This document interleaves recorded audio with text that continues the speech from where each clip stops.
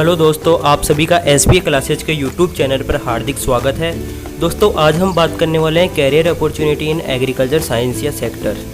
बात करते हैं, यदि कोई भी एग्रीकल्चर स्टूडेंट अपनी ग्रेजुएशन कंप्लीट कर लेता है तो वह तीन फील्ड के अंदर अपना काम कर सकता है। पहला आता है एडमिनिस्ट्रेशन सर्विसेज, सेकंड बैंकिंग और थर्ड होता है एग्रीकल्चर इनपुट इंडस्ट्रीज।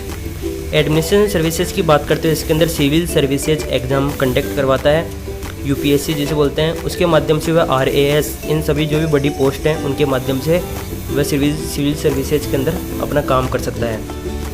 और इसके अलावा भी इंडियन फॉरेस्ट सर्विसेज IFS, इस प्रकार की भी पोस्ट निकलती हैं। District agriculture officer, district horticulture officer, soil conservation officer. District horticulture officer मुख्य तौर पर चंडीगढ़ के अंदर निकलती हैं। नेक्स्ट बात करते हैं food corporation of India, jute corporation of India, cotton corporation of India, national seed corporation NSC, state seed corporation और administration post in NABARD and ICAR। इन सभी के अंदर 2 से 3 साल के अंदर विभिन्न प्रकार की पोस्ट निकलती हैं। उनके माध्यम से एग्रीकल्चर स्टूडेंट एडमिनिस्ट्रेशन सर्विसेज के अंदर अपना भविष्य बना सकता है। हम नेक्स्ट बात करते हैं बैंकिंग सेक्टर्स की।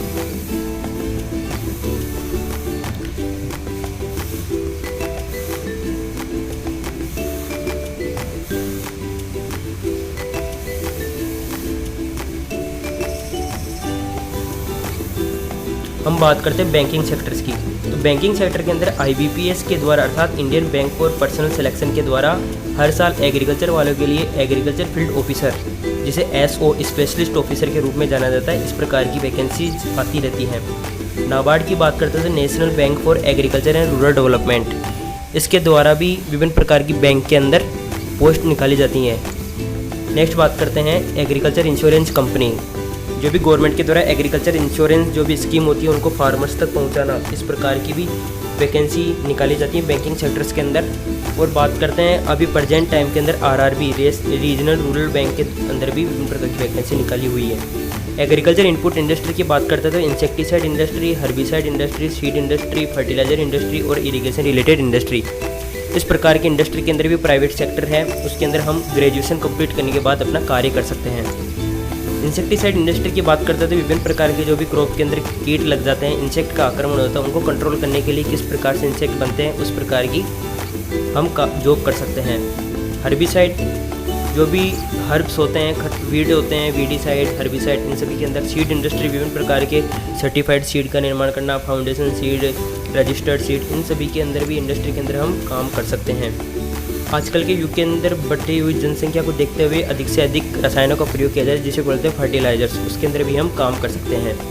पोस्ट ग्रेजुएशन की बात करते हैं तो यदि कोई भी MSc कर लेता है, मास्टर डिग्री कंप्लीट कर लेता है, वो भी उसके सामने 4 ऑप्शन होते हैं: एजुकेशन डिपार्टमेंट, रिसर्च के अंदर, एक्सटेंशन और बैंकिंग सेक्टर। जिस प्रकार से अंडर ग्रेजुएशन के बाद बैंकिंग सेक्टर के अंदर पोस्ट निकाली, जिस प्रकार से पोस्ट ग्रेजुएशन के बाद भी हम बैंकिंग सेक्टर के अंदर ऊंची पोस्ट पर कार्य कर सकते हैं। हम बात करते हैं एजुकेशन के अंदर, यदि मास्टर डिग्री कंप्लीट हो गई है तो उसके बाद हम असिस्टेंट प्रोफेसर के पोस्ट पर कार्य कर सकते हैं स्टेट एग्रीकल्चर यूनिवर्सिटीज़ के अंदर। ये हम गवर्नमेंट कॉलेज के अंदर भी काम कर सकते हो, प्राइवेट कॉलेज में भी। गवर्नमेंट कॉलेज के अंदर करने के लिए इसके लिए सबसे पहले नेट, नेशनल एलिजिबिलिटी टेस्ट को क्वालिफाई करना होगा। उसके बाद जितने भी स्टेट एग्रीकल्चर यूनिवर्सिटीज़ होती हैं उनके अंदर पोस्ट निकल जाती है असिस्टेंट प्रोफेसर की। उसके माध्यम से उसका भी जो प्रोसेस होता है उसके माध्यम से हम क्वालिफाई करने के बाद असिस्टेंट प्रोफेसर के रूप में कार्य कर सकते हैं।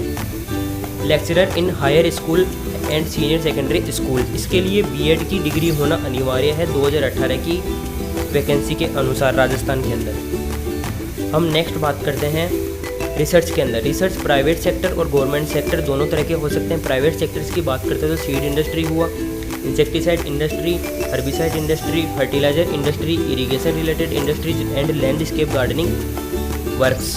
जो लैंडस्केप गार्डनिंग वर्क्स है वो बहुत अच्छा रोल निभा रहा है आज के दौर के अंदर।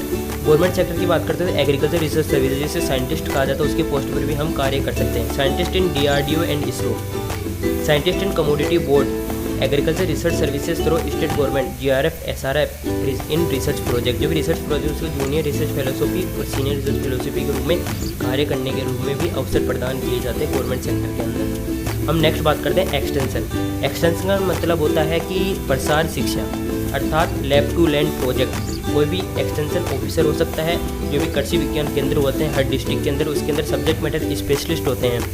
वो लैब के अंदर कोई भी प्रोजेक्ट के ऊपर कार्य करते हैं और उसका जो भी निष्कर्ष आता है, रिजल्ट आता है, वो फार्मर्स को उनके बारे में इंफॉर्मेशन प्रोवाइड करवाता है। इसके रूप में भी हम कार्य कर सकते हैं। तो इसके अंदर भी गवर्नमेंट सेक्टर होते हैं, एक तो प्राइवेट सेक्टर जिसे NGOज बोला जाता है, नॉन गवर्नमेंट ऑर्गेनाइजेशन। तो कोई भी एक्सटेंशन ऑफिसर के रूप में कार्य कर सकते हैं, NGOज के रूप में कार्य कर सकते हैं, ट्रेनिंग एसोसिएट इन ICAR प्रोजेक्ट। जो भी ICAR है उसके द्वारा प्रोजेक्ट निकाले जाते हैं, उसके माध्यम से हम लोगों को इसके एग्रीकल्चर से संबंधित जो भी न्यू टेक्नोलॉजी उनके बारे में हम एक्सटेंशन ऑफिसर के रूप में कार्य कर सकते हैं। सब्जेक्ट मैटर स्पेशलिस्ट के रूप में भी KVK के अंदर हम जॉब कर सकते हैं। दोस्तों, यदि आपको ये वीडियो पसंद आया हुआ हो तो अधिक से अधिक इसको शेयर कीजिएगा ताकि सभी को इसके बारे में पता लग सके। धन्यवाद।